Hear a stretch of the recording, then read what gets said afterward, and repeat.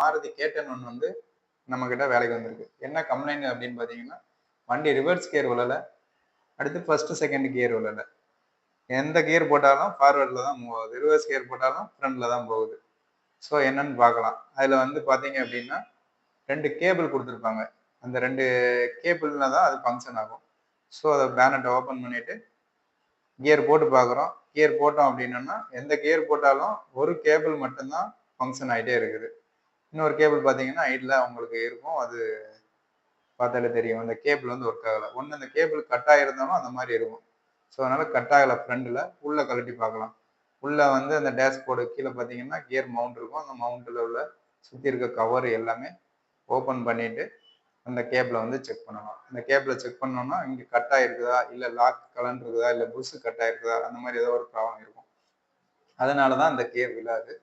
So கவரெல்லாம் கழட்டியாச்சு. இப்போ அந்த கேபிளை வந்து பார்க்கலாம். அதுக்கடுத்து அந்த கேபிளை சுற்றி வந்து கவர்லாம் ரிமூவ் பண்ணியாச்சு. கேபிள் பார்த்தீங்கன்னா ஒரு கேபிள் வந்து கலண்டு இருக்குது. அது கலண்டுருச்சா இல்லை அப்படின்னு பார்த்தீங்கன்னா அதில் உள்ள ஒரு புஷ் வந்து கட் ஆகிருக்குது. அந்த புஷ்ஷோட ரேட்டுன்னு பார்த்தீங்கன்னா 50 ரூபா தான் வரும். ஆனால் இது கலண்டுருச்சு இல்லை கட் ஆகிடுச்சு அப்படின்னா நம்மளை நடு ரோட்டில் நிப்பாட்டிடும். எந்த பக்கமுமே வண்டி ரிவர்ஸ் விழலை அப்படின்னா உங்களுக்கே தெரியும்.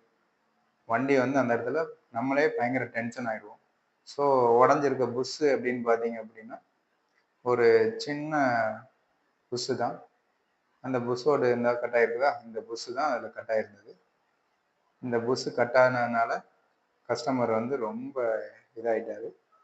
அது தேர்டு கியர்லேயே போட்டு வண்டியை மூவ் பண்ணி கொண்டு வர்றது, ரிவர்ஸே போட முடியாது. ஸோ அந்த புஷ்ஷுன்னு பார்த்தீங்கன்னா இதுதான் புதுசு. 50 ரூபா தான் வருது. இந்த புஷ்ஷுனால இன்னைக்கு அவர் ரொம்ப வந்து டென்ஷன் ஆகிட்டாரு.